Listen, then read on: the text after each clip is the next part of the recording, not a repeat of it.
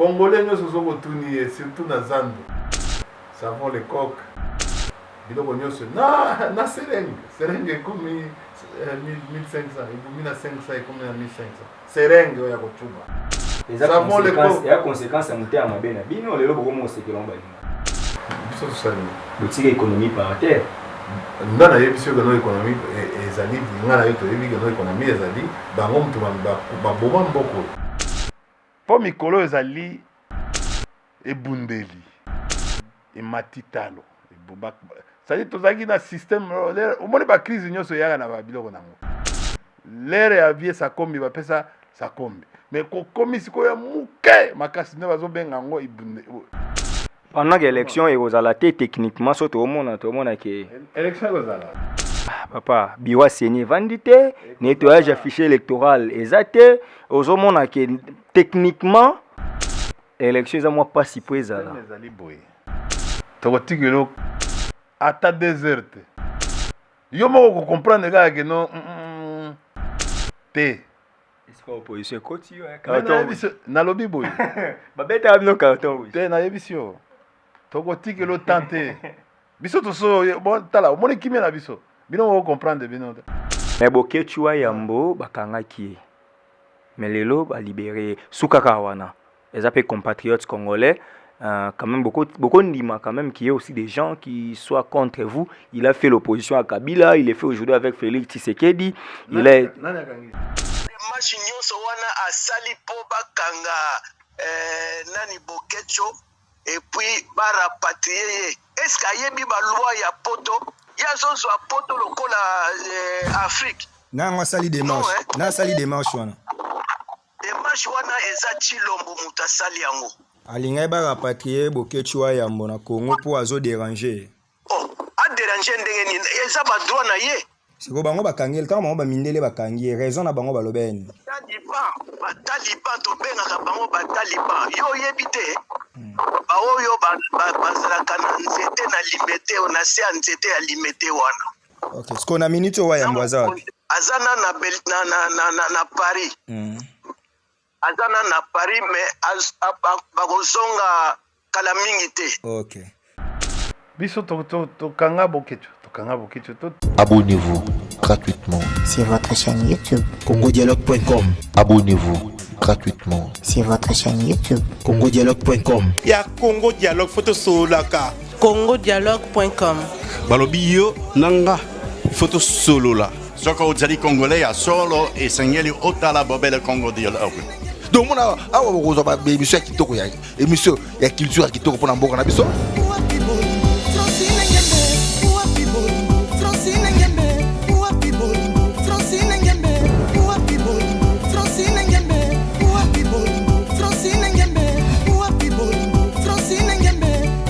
Maramba Bofra na ba Congo Dialogue, donc blague était donc vous s'abonner na Congo Dialogue.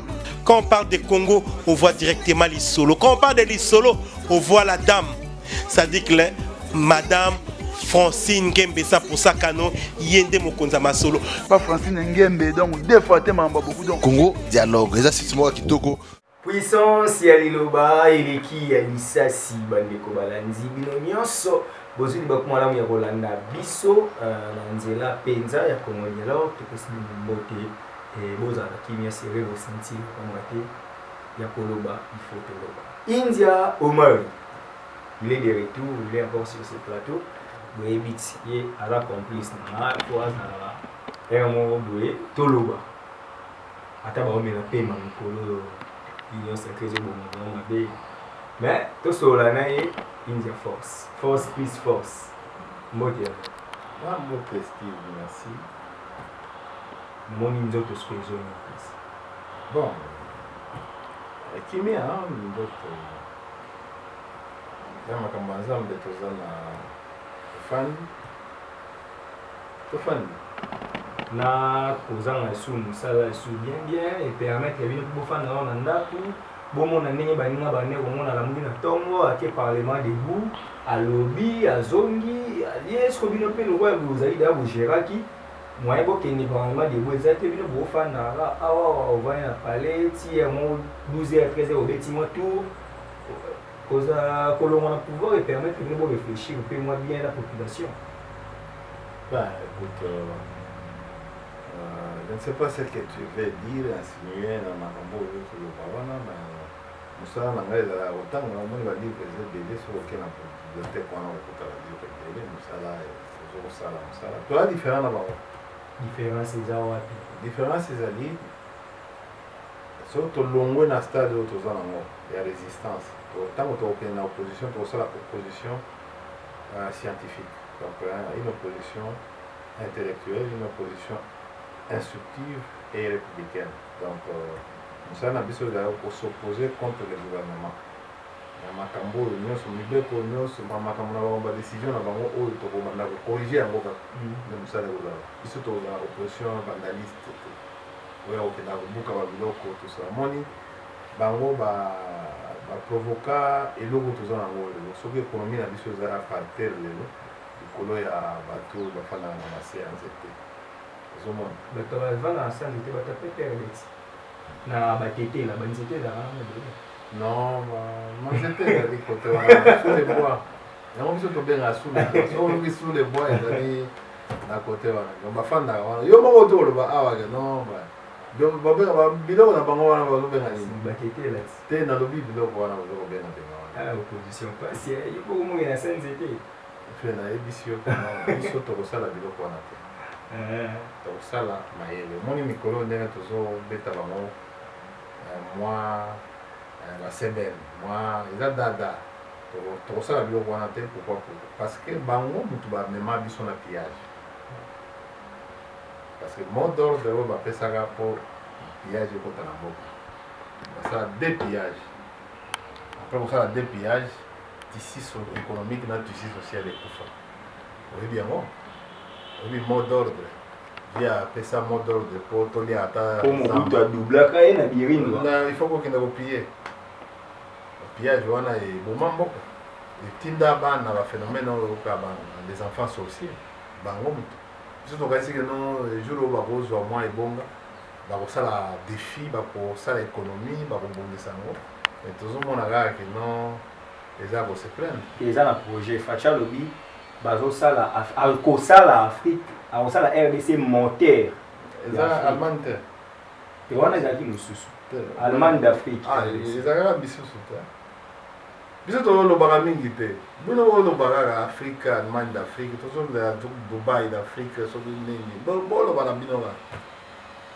2023 nde kokatamaka parce que ti lelo Congolais nyonso ozokotuni surtout na Zando savon le coq biloko nyonso na serenge ekomi 1500 ekomi na 500 ekomi na 1500 serenge oyo ya kocuba mais finalement eza conséquence ya moteya mabe na bino lelo bokomo osekelanga baninga biso tosalini botika économie par terre nga nayebi soki keno économie ezali nga na yo toyebi keno économie ezali bango mutu baboma mboko parce que tozalaka na basociété ebele obali na tangelo tozala komonte me bamituko bavéhicule banani babuka yango wana pepede ebotami nano te baboma ozomona oyo bazala kokutana mobutu aye moko alobaki ke non bolobi opposition na moi na butu boye koyokana mobutu aloba eno baegri bato baboma mboka bana bayebani bato mpe bazoboma mboka toyebi bango congolais nyonso lelo acomprendre toyebi surtout na mikolo tokomena phénomène ya mon frère bozwi pouvoir 18 ans mon frère bosali 18 ans mpe perdi au pouvoir bozongisi mboka na rai te me baningaka na 2 ans bozolinga mbala moko mboka ekoma Eldorado ozozonga na nsima lisusu 2 ans nano 3 ans 3 ans 3 ans na 18 etika 15 quand même te na lobi boye bakokoka na mboka oyo na ndenge nzala ekomi soki d'abord so tokokisa dans 5 ans eza difficile parce que yo ete ndoza boye banda ntongo osala bambongo me ngana yo moko obengi nga nani naza sans emploi c'est-à-dire que non mpo na yo bato ya mayele bafandi bato oyo bolobaki ke no pesi yo mosala okomi osala ambiance ebele loyenge oyebi bato ebele mais India Kabila lingare mingi raisa batu voma musala munene yo tikala kana ba histoire so batu ni réforme ni no sala na OGFREM na ICSN do batu nyonso nde babi yo kopesa batu leçon te yawa na ba TV ebele soko lingi ko tolo ba mangam nanga eza ebele na yaki premier projet ya bancable na Banque mondiale ngai pour sécurisation ya parc de Virunga na ba projet belé on na ko yebisa na tango na komi na OGFREM na memi parce na kutaki OGFREM tozana kotatabana na système oyo donc maritime kozongisa yango na multimodal donc on a laissé l'observatoire du transport multimodal toaki déjà ba processus yo omone ne ba OGFREM ba pesa nga respect les agents et cadres ba yebisa bino que non mutwana mayele combattant na tol alors que ye mutayaki ko sala bati na lobi boye ba yebisaka yo na bino ke mutwana mayele ko sakana te na kosi na solo la bien na maman Bazaiba ministre environnement oko travailler pe comme personnel d'appoint pour l'intérêt ya mboka oko pe ko pesa mabanzo na yo atika nanu asala na ye musala foto mona ma petit porte baboy non nakosala na ye pona wana eza intérêt mboka yo yebi mambo ba parc Virunga nini bakozongisa na ICSN non tala naza machine moni ye PPRD wa omona pemele koza ba professeur à université mais soki yo bimi olakisi mutu et puis ozoti a peut-être c'est-à-dire esprit te yo TV nde makelele be na TV makelele bano magayo kaka yo moko tu koloba kaka bano magayo okozwa chance ya mbala moko mais soki komi c'est-à-dire que non quelque part oya maele ya eloko ya blague te mais eloko na ifo na yebisa yo que non parce que eza makelele oto osala que non on a besoin ya mboko oyo et mata naza na baide belé même na ministère wana vous comprenez tous la 2024 c'est là où vous allez voir un jour on vous dira que non mais ce garçon ce n'est pas n'importe qui pendant que l'élection est aux alatés techniquement surtout au monde qui élection aux alatés papa biwa signé vandité nettoyage affiché électoral exacté aux hommes qui techniquement élection za moi pas si présent là les ali boy ata soko pakoli dongo na nzoto mobimba ata soko pakoli mafuta ya nguma ata soko pakoli vaseline tokotikelo ata déserte yo moko comprendre que non te est-ce que opposition côté yo na lobi boy babeta bino carton te na yebisio tokotikelo tante biso to so bon tala omoni kimia na biso bino vous comprendre bino beaucoup comprendre biso te beaucoup comprendre biso te tala moi nalingaka trop Fable de La Fontaine parce que les gars La Fontaine s'est inspiré de la nature pour peindre littérature non société et un jour na ba recherche na nga tango nazaki na ICSN parce que na linga ICSN koleka OGFREM ICSN c'est plus que même la Jekamine soto zana ba to yebi ko fungwama ministère wana ya environnement et yebi ko fungwama et izwi bato ya les gens expérimentés pas ba biloko na bino ba warrior te ba les gens expérimentés les gens qui peuvent booster ba ministère wana parce que les ministères des affaires étrangères mon ndenge affaires étrangères zo tataba na mikolo yé ko sala moi netio ba benga na foot hein ce qui 2 amati 7 azongi pona ko hein eza neti bongo vous comprenez mais oyebi fourmi yemto abomaka njoko onjoko wako nyata ye pena boye à tout moment na politique koloba te que non ngai nde suka te ndenge pe bino bolobaka bino suka lelo bokomi pe ba spectateur botala mamo na musika eza temps makambo politique eza problème ya temps est-ce que yo assure na mboko yo PPRD eye pe na candidat candidat on a pe battu ba voter tozaki na pourcentage combien mais ndimaka soki ezalaki kende rais totinda ye na 2018 tala kaka Ramazani abetaki eloko wana Même troisième. bon Na résultat c'est ni. bon est-ce que biso toboyaki nabi totala Na résultat 5 abimé deuxième. ngai makambo na yo Da tikala ko gagner élection. nalobi Ramazani. nalobi wana etali yo ngai nayebi ke non biso tozangi mais pourcentage mais bongo soki ezalaki rais nani anga gagné Bato nyonso bando bakaki raisa bando gagné te Louis Michel mutabande koya wana communauté internationale bande ko solola naye. lelo tokobeta so masolo wana te comment histoire C'est histoire. biso tosali 18 ans topemi Bovani na bande tout. eza neti mais écoutez Botala mabaninga. eza neti Oh nga Maradona na miliaka bale na minu ofandi otala Cristiano. mais ezalaka bongo te na foot okomona ere moko c'est Real nde moto azomata mikolo oyo Barcelone Barça aza na se 6 ans. mais nani oyo équipe na nga oyo ya France Paris.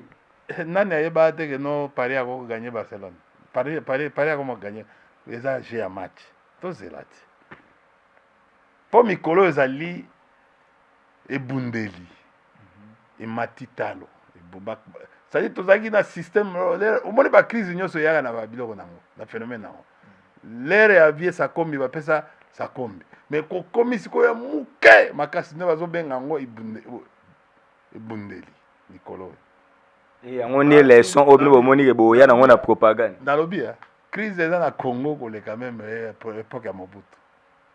Après Covid, il faut comprendre que l'économie partout dans le monde est à bouger. Hein? Tous avant Covid était, après Covid était. Tous les makambo nyonso mboka ezoko tambola te. Bango ba commencer la planche à billets. Ko tourner ramba mbongo, mona ba mbongo pona ko futa ba fonctionnaire, il faut ko tourner ba mbongo. Awa kala mingi te structure de bazo soki tokena ba avion, soki mati mobulu. Mboka baby so ba transport pe mati mboka parce que na wenze prix ezoko mata tous les jours ba mama zolela puisqu'on non Kabila zonga Kabila ya wana 50 personnes abino bomema Pascal wana so pa abino hein aujourd'hui moi 50 personnes bopi bon ba 5000 pour le Kabila zonga na zando pe parce que zando ba mama opesa maputa na pe perde wana oya dunia wana zaka na bango na sendwe yo ese bo pie sa mama na maputa ba oyemba te mana wana eza zando te na banda lisusu oyeki pom nabi tala fanda calme. Est-ce que bien en 2023 élection présidentielle a verrouillé et sur loi Noël Tchani est passé biso to ebi bilo wana Congolais de père et de mère ndako postile biso to ebi bilo yo ebi ke bon na kokota na débat de caniveau mais oyebi que certains individus certains Congolais pensent que votre autorité morale na lobi bien ce n'est pas moi je pèse mes mots que certains pensent qu'il n'est pas congolais na ebite na ebite Kagame muto ayeko sisa isusu makambo awa Kagame c'est nini répondre à ma nationalité lelo lakisanga village Kabila eza na Rwanda comment mboka asalaka entreprise moi avion awa comment on ezaka mboka village ne babi na Rwanda oui mbidira eza na Congo awa na pas Fizi komba papa bango Kanambe Kazemberi yo kama solana seconde ko na ena oyo yebi parce que mona bato mususu bana ba photo ba selfie na bande ko na bango bazokanga comme si système mikolo comme kaka mon frère neti yo la frère na mais ngana mo penga ngaro ande mais na yebi village na ngata boya kaka na botombola nga bokende otika na nga village na nga za ngana ningande mutu oyo atelemi mko mususu abi bon ngana combattant village ya Kabila eza na tel endroit tel lieu ba grand-parents ni pe baza parce que Obama akenda mona ba grand-parents na Kenya vous comprenez soko tuni o mona yeno mutu moko ana ba grand-parents na tel endroit mais oyo banda bo bandi 18 ans til lelo ateka ko mona mo recherche c'était mutu abigo non bapara na ye bazali ya bongo tout ça même vidéo ake na Rwanda ke komona village na bango. Hein? Vous comprenez? Donc loi ya Noël Cheni soki eleki etali nango bino te parce que vous avez des Congolais. Na lobi boye. Biso toyebi makambo wana te. Mais ça mama mboka yo tanganga mingi. Na je wana te parce que tango ozo ambitionner comme président ou comme candidat, il faut yeba niveau oyo zali. So koma ko zonga na niveau ya agent. Donc agent candidat pe à 2018. Nani kabeke. Chani Mwadiamvita à Noël. Les seuls Congolais ont un diplôme à maîtrise ya manager de management et développement. Tala. Mais toujours ba vie mususu ba candidat mususu yake awa autaki États-Unis c'est nani wana. Vie moko autaki États-Unis. Noël. Te wana te.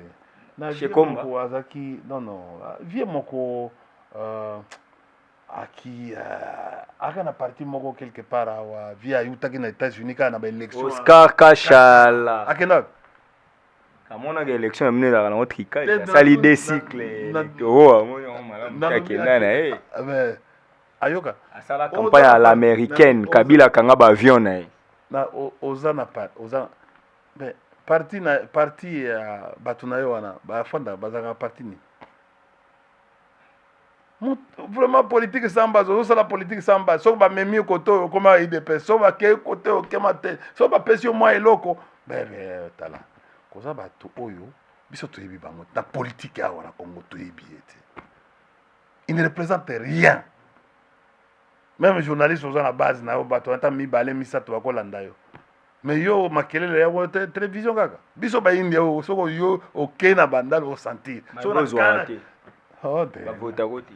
Mais tozo kene na 2023 2018 obimaki 2011 obimiti ngana zo comprendre yo ozo loba 2020 ngana zaki candidat kasi na zaki candidat na kenda ko accompagner Shadari alors c'est qu'on a zoa kena ba yo zoate hein kaka boyi ozo banga bitumba wana fuita na non wana ezaki eloka makasi ozo mona kolekanga moko mais ba oyo baza kuna ba yosani bango ba trahir ba jeune a PPRD ba benga bo banani bon bandeko ya ba o bazana ndeko ngalasi bazo récuser comité na bino bino bato bosala ki campagne na Shadari bozwa mbongo wa rais apesa bino mbongo na ye ya pasi po bozo élection bolia yango bosala campagne bien te bakutana rais mkonani ba yebi bango ba jeune a PPRD yo libo na lobi mutu aye kaka ko aye na recruter ye na ke kotika yo idéologie na nozwi te hein parti politique za parti ya ba non parti politique za ba parti oyo bato bangana mayele na mutu Jimmy Ngalasa za avocat ya munene ata yo mto recruter qui est problème te yo mto yo za doyen leki nanga pardon baba leki nanga na kosa discussion na bango te balinde Shadara longwa secrétaire vraiment omoni ngai na kokende ko mikitisa na niveau ya leki nanga Jimmy bino nde bozo kamba ata leki nanga tokende kosala ka ba échange na nini te boko sa congrès vraiment na bino bozo ko ya et puis on ozupe plaisir on a ko interroger ngai pour actualité na parti politique oyo za cadre soka ko finga biso afinga biso soka ko sala ndenge nini sala tozaliana to sala manifestation a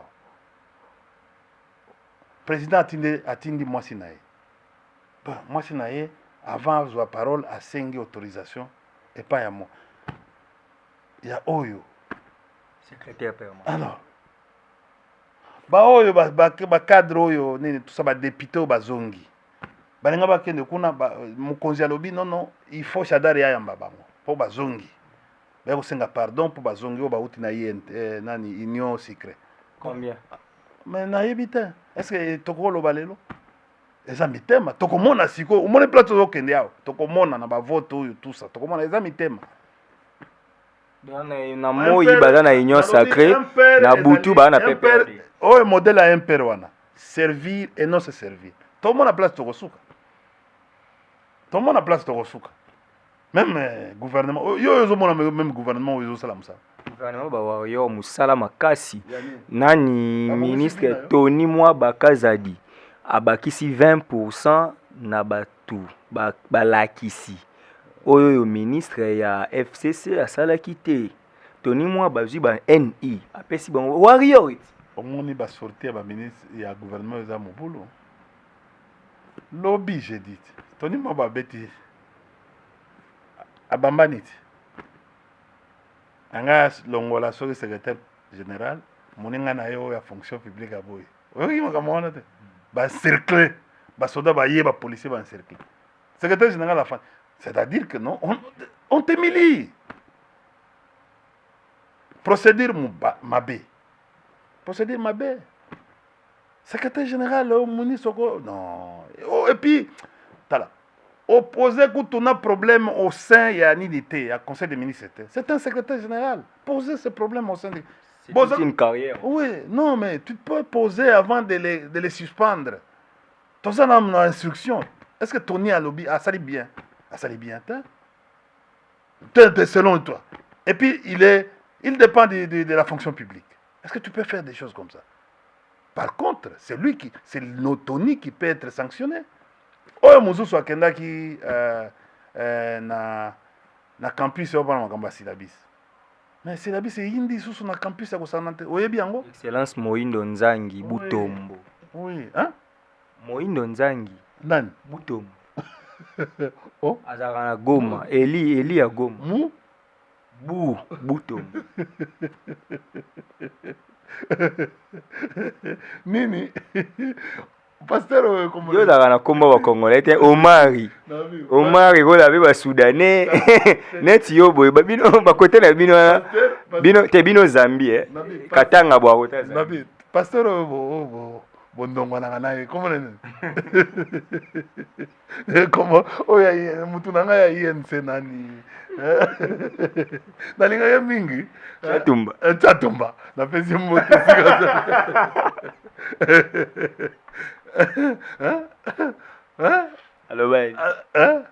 aloba kiltire na bango yango mna seki mpona nini parce que ministre akei kuna balobi baétudie ya inikini balobi baboyi bapromesse c'est-à-dire barédiculize wifi nalobi boye eza de ebandaki mokoli inikini wifi ebani magasin kutu pembeni no wifi ebani yo uvanda pe na potebele yebi te fo futa taxe nalobi boye Kabila atiaki wifi na 2014 na IPEN oyebi yango te isalaka desme mais yango wana nalobi atiaki makambo wifi eza eya liboso te lelo bon gratuité eza na ikokozala na université eza projet tobandi campagne te ala chef de l'état ayebisi batu vision na ye ke gratuité wana kosuka kaka na enseignement primaire te vision bapesaka yango na campagne ou bien bapesaka yango à tout moment lelo lamuki dopesi vision lobi ainsi de suite vision c'est nyonso oka poza na po olingaka mpe koloba koza na opposition toza na résistance nalobi la vision est matérialisée par les programmes du gouvernement. C'est-à-dire, ils ont défini dans le cadre du programme du gouvernement. Ça va. C'est ça. Tokei, je suis politologue. C'est ça la vision. Olinga qui politologue. Mais il y a un que non ministre et Butondo. Nga kutu na préféré. Boyo kanga so boko ndi mangai.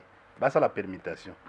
Professeur il y a université à université au G3 aya côté enseignement primaire. G3. Bon, na sengi, professeur na lobi boy, professeur à université à Kendena, pour na ba collègue na G3 à Solola. Koto. Parce que poto confirmer warrior. Parce que c'est là ba guerrier, il faut avoir l'expérience. Même académique. Mais né Antoge akendena ici ngana tangi kombo te na lobi permutation pour la coaching na linga na poser question na vanda ma question ni kete tango bi na kele susu te gouvernement we uti oleka gouvernement mo uti oleka ministre enseignement supérieur a gradué ya ISTA pardon pardon. Parce que bino bolingaka to benda boy. Non. Na ningi na yebiso lisusu, eloko mususu. Numérique. Oyoki après RAM, oyoki eloko moko bazo benga ngo code numérique. Et wana ya professeur Eberand na ministère ya numérique. Asali colloque, ozalaki? Azwi mbongo azana ba télévision te. Na ba mindele wasali. Et puis loi ezali loi toujours ya Tony Mwaba. Tozonge so makambo ya Tony Mwaba. Azana loi ezali na vie mboso. Tala makambo oyo. Tokutani na ngo makambo ya oyo bokondanaki vie na ngantunda. Mais pona nini ba procureur général azo akobengisa professeur Eberand te. Pona faute oyo atokosala faute grave. Il y a la colloque sur une loi qui est déjà sous la table. Il y a le président Mbosso. Or, le président Mbosso, c'est lui qui devait écrire au Premier ministre. Et puis, mon Premier ministre va débattre la loi wana au niveau du Conseil des ministres, va passer à Madame Rose comme président de la commission des lois pour élaborer banani la ndenge bakosala eloko wana. Mais on bien, hein? Franchement, on a mon bête à plein. Mais musala na biso yango wana opposition. Yo linga bakumiso yango. Olingana kende lisusu. Te na ina to telema. Ministre nanga vie nanga affaires étrangères. Ah vie a maele makasi mais la réciprocité que nous tanga na charte des Nations Unies, c'est parmi les principes. Il fallait en principe tango Kagame a beti biloko wana. Fallait d'abord bloquer comme ministre des Affaires étrangères, balinga ba recevoir ye nanu te. Parce que beta ke loko wana ayebi ke no azana rendez-vous na muninga na ye dans une heure. Ya Kagame a makasi na biloko wana. Biloko songi a makasi.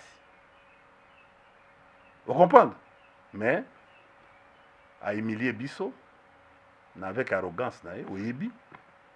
Non, la Kagame après na tunoka bwe lelo yo bino boza na résistance Fayulu aza na résistance soki lelo bo chité na opposition na progresser yo na Fayulu Kabila na Fayulu na koza porter parole opposition pona moni déjà ozo proposer bien on dirait batiki la bino bozo porter parole opposition na do kende kaka Kabila na Fayulu na koza oyo ya nini ya miso oyo komona nani oyo Chéribin tete wana mtu maele wana mtu maele wana mtu aza mtu maele wana mtu maele aza joueur na bisote mtu maele bino mboche non aza mtu maele aza joueur na bisote kasi boche kuna a infiltrer baninga pe na tikale na mpanzi toke ministre oyo ya infrastructure auto beta shit na Uganda basigné te onzela balinga sala oya Bunagana na Exim Bank oya ba chinois wana esali mite so babi ke bako na lobi ebetami shit ça va ngasko nazongeli question nanga Kagame azoko banga parce que so basali nzela wana azokanisa ke non non Uganda ko attaquer parce que mikolo tika nayebi ke mikolo Uganda na Rwanda boyokani zate mais bazosangana pour état de siège nazoya wana nazela na poser question nanga India Omari India Force cadre ya PPRD lelo yo mariage FCC cash ekufa nazo siisa zela na tuna mutuna FCC cash mariage ekufa lelo oyo bozo se situé te boza na opposition te boza na résistance bo rejoindre Fayulu mais y'a za na résistance beaucoup tani skonde beaucoup tani voilà qui peut être maintenant le porte-parole de l'opposition pour bo chiter en opposition mais yo ozo comprendre te mboka za ko beba baningo baye progrès la kandeni so kuti muninga za na moi 100 yo pe yo sangisa 10 ou bien 20 ndebo progresser yebisanga baninga oyo baye kosala nini na pouvoir bazosala nini mosala nini nzela nyonso ya Kisasa ebebi Kisasa même pas oh non tomona travaux aussi omona travail moko oyo esalemi elengesa kende kotala yango soza journaliste mais bosala yango te mais kende kotala yango ebebi rétrocession ya ville ndenge mobilisation. Oh, est-ce que omoni elengesa te bokasa ozofréquente bokasa te nga nazotuna yo otunanga ndeni mais alors totunani eza journaliste ya kala te ndenge ezalaki kaka non bon ofandi na main mwana ebona bo non ekoma ya kilelo ya lelo ekoma échanger mais c'est-à-dire que nous sommes journalistes otambolaka ici mais oyebi te que no elengesa ebebi yebi ke volonté politique ezali projet Chile Gelou terre jaune prince ezobanda boeti kuna na kati bakosala 1000 km na Chile Gelou wana omoni ke facha lobi il faut banzela etongama na Kinshasa ezalaki finalement lamuka na tongo boyi totie boye loi de finances ozo respecter yango sute projet wana eza inscrit na nini na mikandani eza extrême urgence il faut sauver mboka et répondre na loi ni soki eza extrême te babati yango na collectif budgétaire tozongi lisusu na faute mosusu oyo ya 100 vision projet 100 jours programme 100 jours kobebisa lisusu makambo mosusu omoni ndenge bozokontinue koviole kaka bokende kaka violation constitution eza spécialité ya la Kabylie nalobi awa mais comment awa boti kobunda na akwilu bozobunda partout donc depuis bobandaki kosala bacoup d'état dans institutionnel désordre commis na bainstitution nyonso ntina locale ezokende ebandaka nano na bakongo ti ese créé ke na bakasai eke partout na bamaniema na basidi kivu nord lelo ezala bakwilu place oyo ezalaki nano moi bien vous comprendre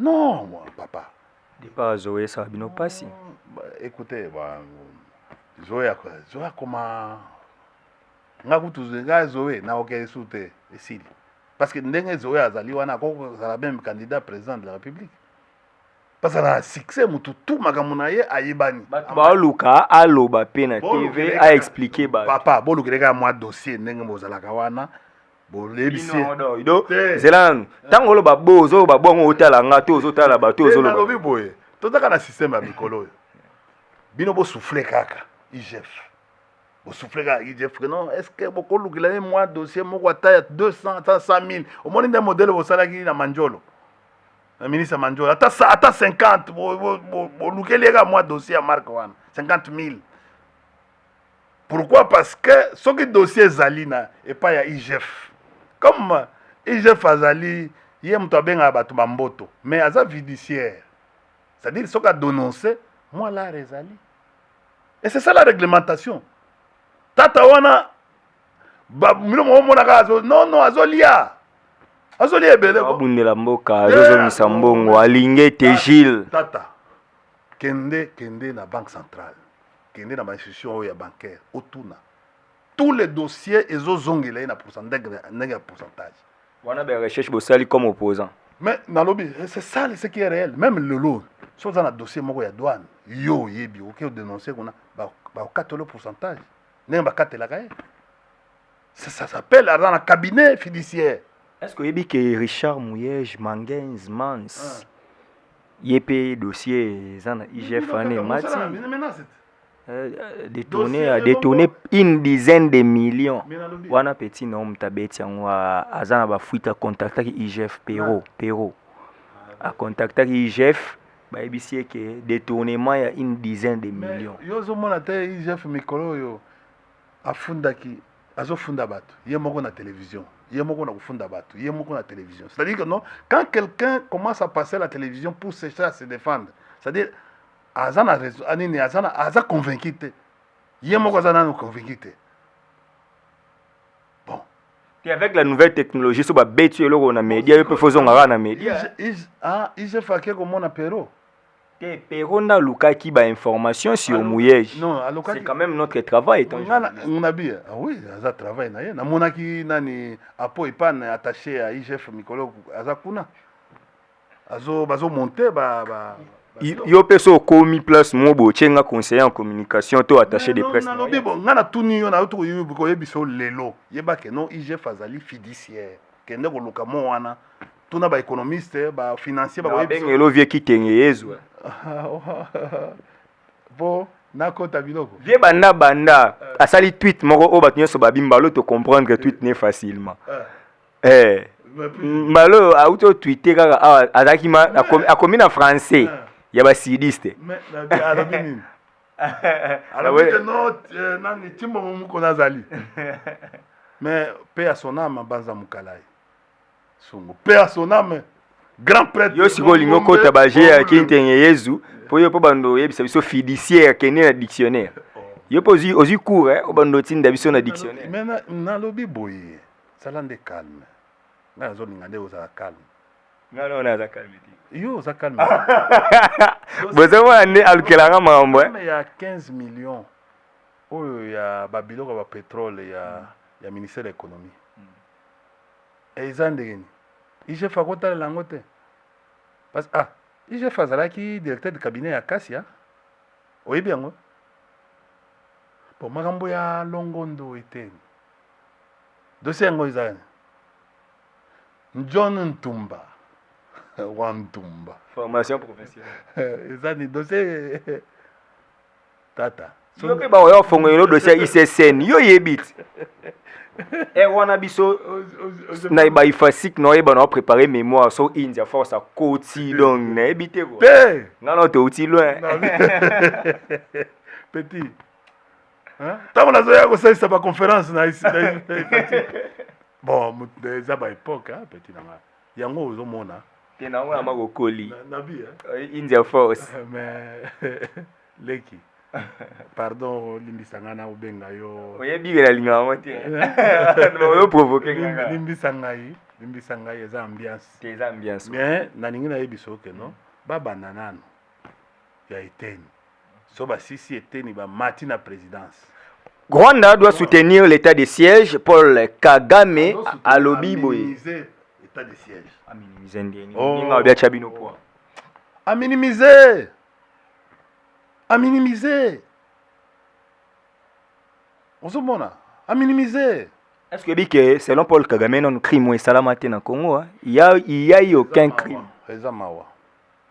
2023 eza kotoka. Ezamawa. Répondre Kagame. Je vais te dire aujourd'hui ce que vous avez fait calme. Na yena matière siko. Starly, ben ma gros plan, na peso 2 minutes. Même à 1 minute. Siko yoka matière. Rwanda, connaissant qu'il n'a pas de minerais, qui n'a pas une potentialité où il faut faire vivre la population naïe. Il a bâti la politique étrangère et en Bokanaï. Il a bâti ce qu'on appelle dans les axes de politique étrangère une stratégie à menace à l'endroit de la République démocratique du Congo pour faire survivre la population naïe.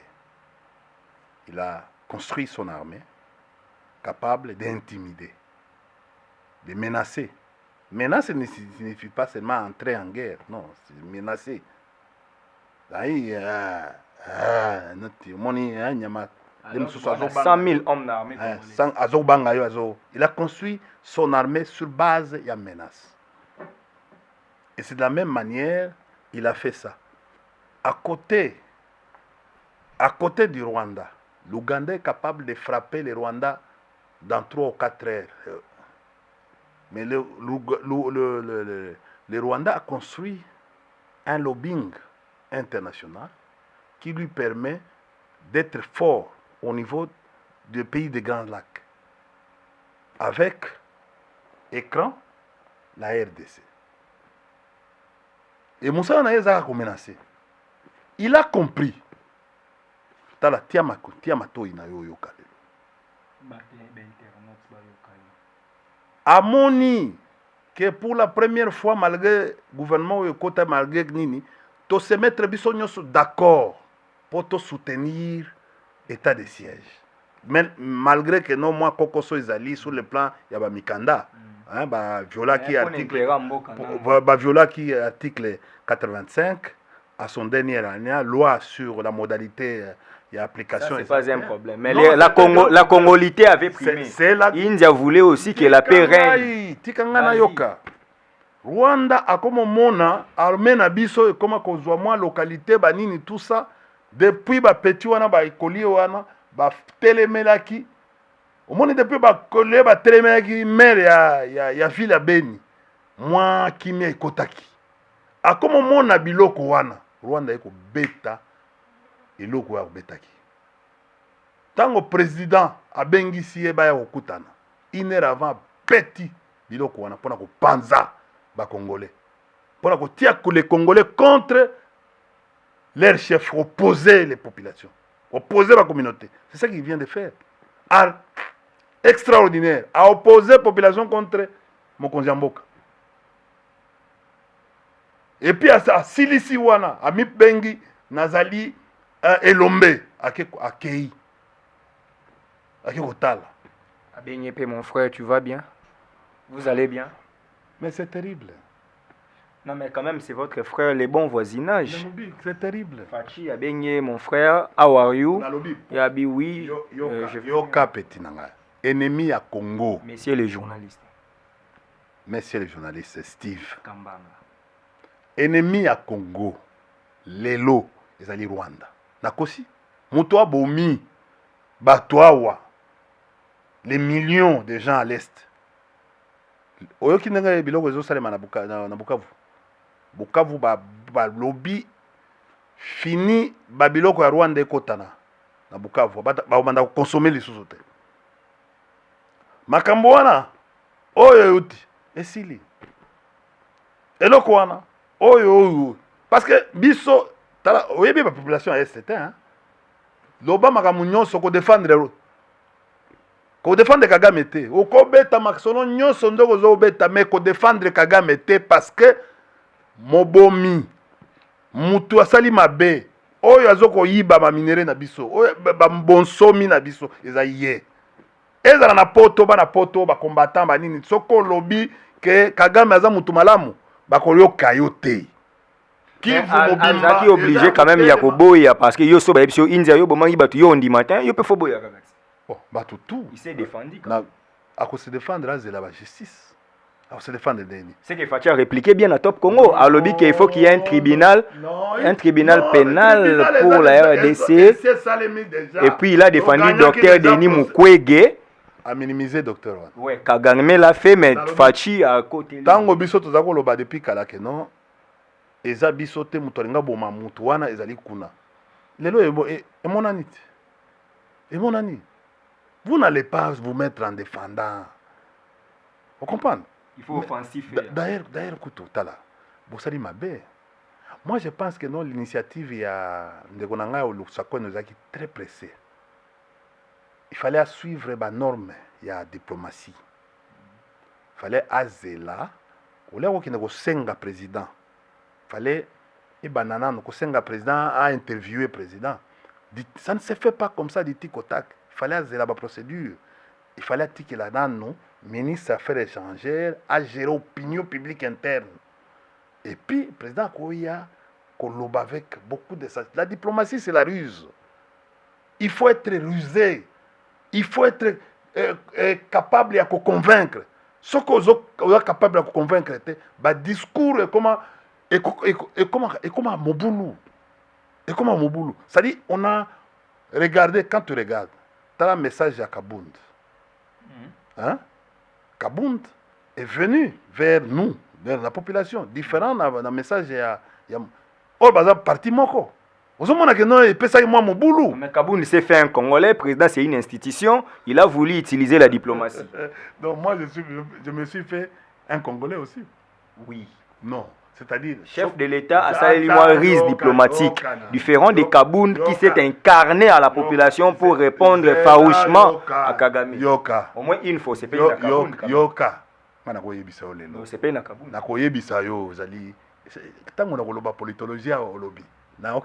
En relation internationale, c'est l'autorité qui est capable de défendre les intérêts de sa population. Premier vice-président de l'Assemblée nationale, farouchement. C'est-à-dire que non, notre gouvernement devait prendre une attitude responsable. Une attitude, il veut prendre une position par rapport aux propos de Kagame. Une position. Ce n'est pas dire que non, nous allons nous battre, non. C'est de dire à ce monsieur-là d'arrêter. Ces gens de bobards qui les racontent, ce sont des racontars. On doit les recadrer sur le plan diplomatique. Recadrer sur le plan diplomatique, ça ne suffit pas de déclarer une guerre.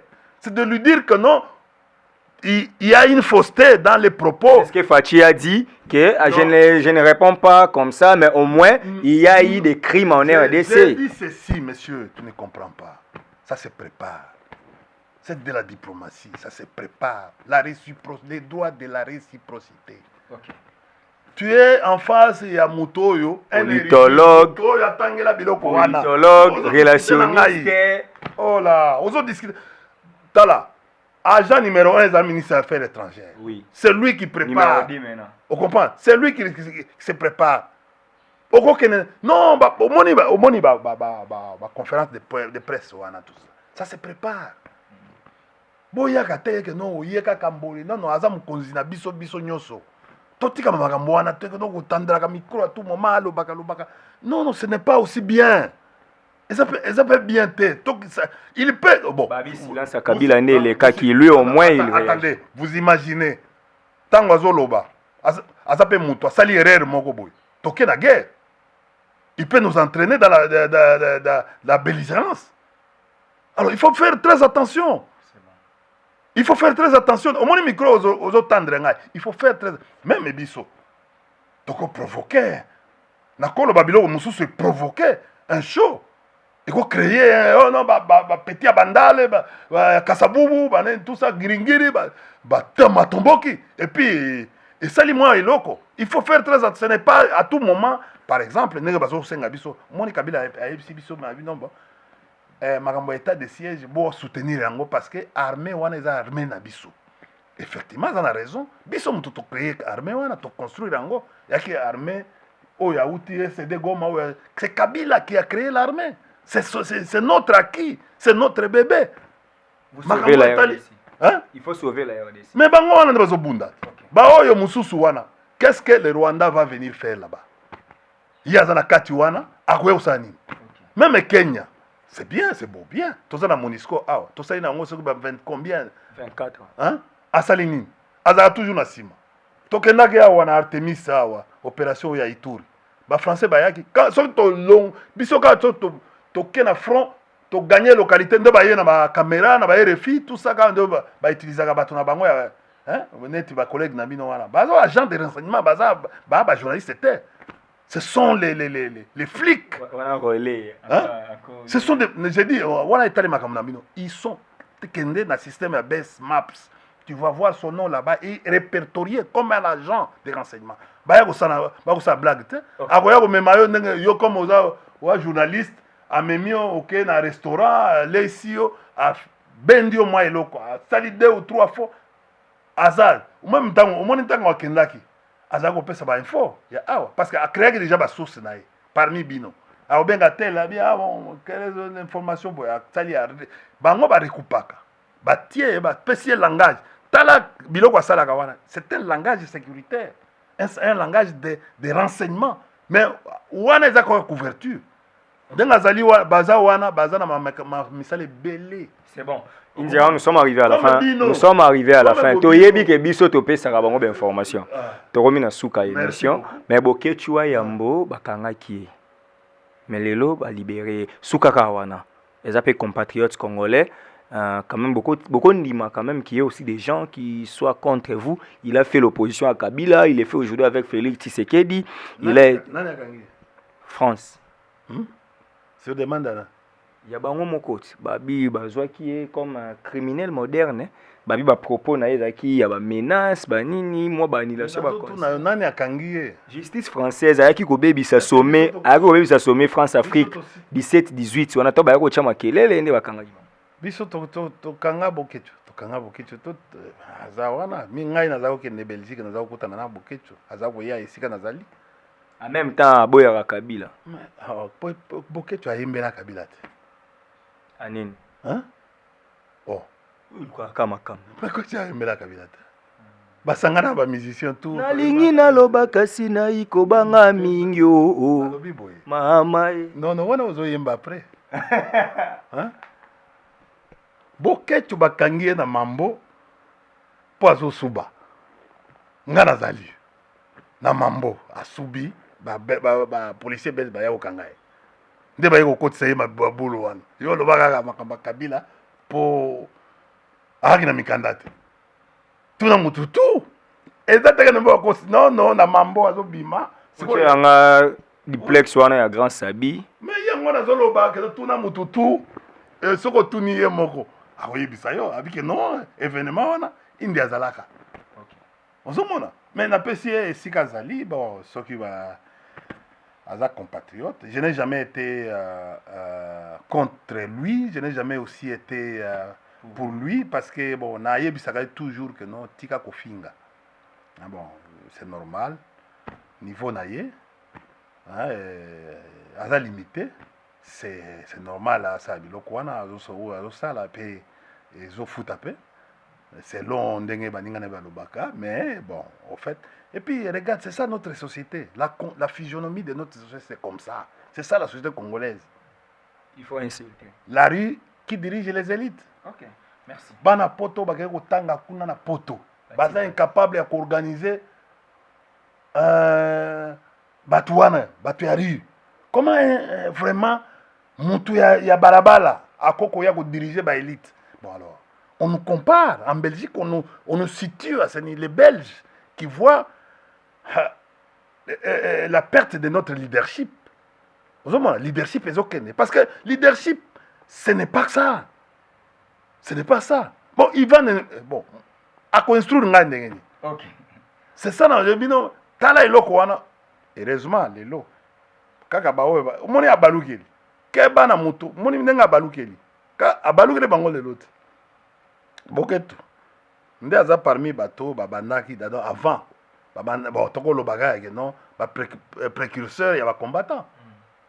Na ba auteur na bango intellectuel. O ba créaka bango pour des raisons de cause. Mais lelo abalukeli.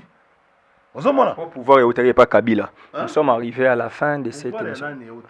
Non, Bokechu aloba on Félix koka ko collaborer na Kabila té. Non. Même si je suis résistant aujourd'hui, tu dois respecter mon konzamboka. Vous comprenez? Je suis tout à fait d'accord na makamususu ezoko beba. Lelo ba IDPS ezoko ka sala musalate akoma ba politique ya bouc émissaire. Vous comprenez? Mais il a gagné les élections. Il a gagné la présidence. Non, il a gagné. Okay. Masolo wana to kobeta ngo. Yo kokenda kolongola ye? Parce que c'est un cadre du PPR. Non, c'est moi qui parle. Henri Majiba libéré. Hein? Mais qui nous retourne ailleurs?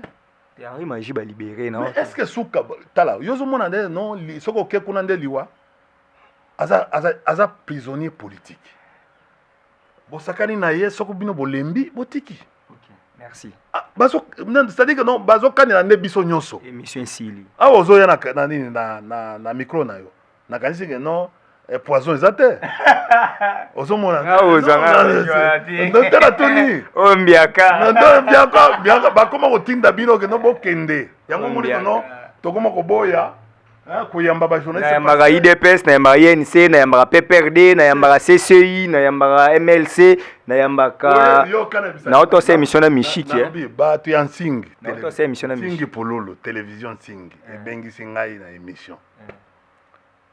Na lobby ti jour à la première émission. Ba bengi. Bakata émission na ba soki ba soa bakata. Bakata, et lui là, il a une capacité à infléchir opinion Bakata. Honorable, tu m'appelles comment? Non, Bakata.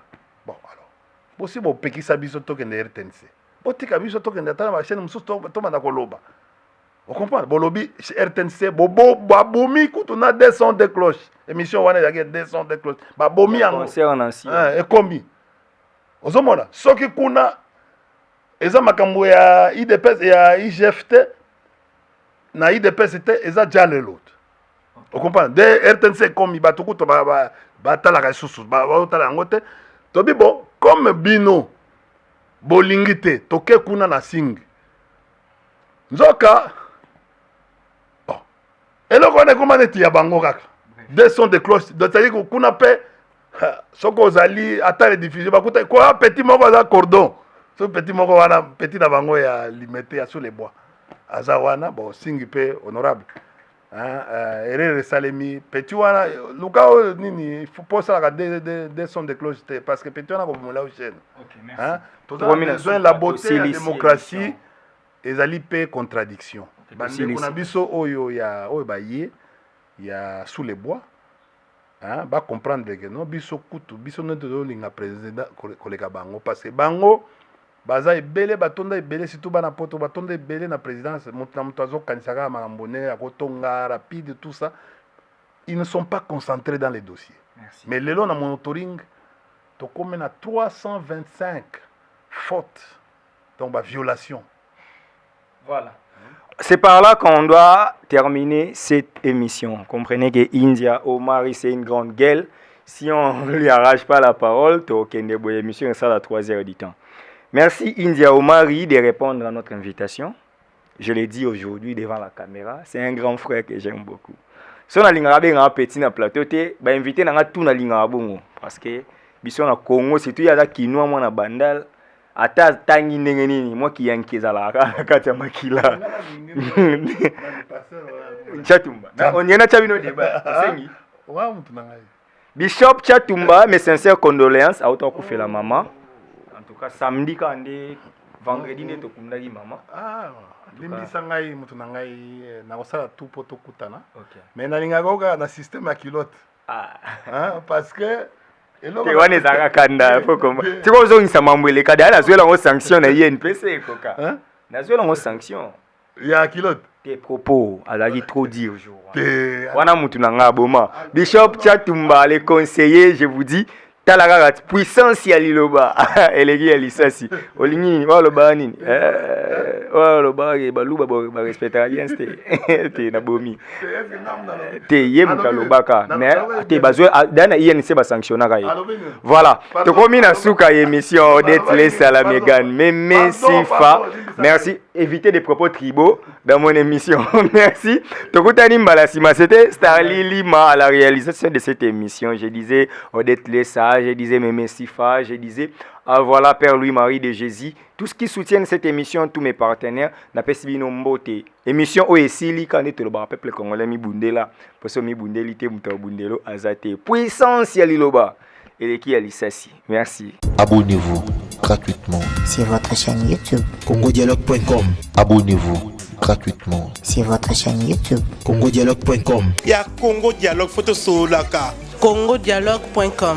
balobi yo nanga photo solo la soko ozali congolais ya solo esengeli otala bobele Congo Dialogue. Donc mona awa bokozwa ba émission ya kitoko ya émission ya culture ya kitoko pona mboka na biso.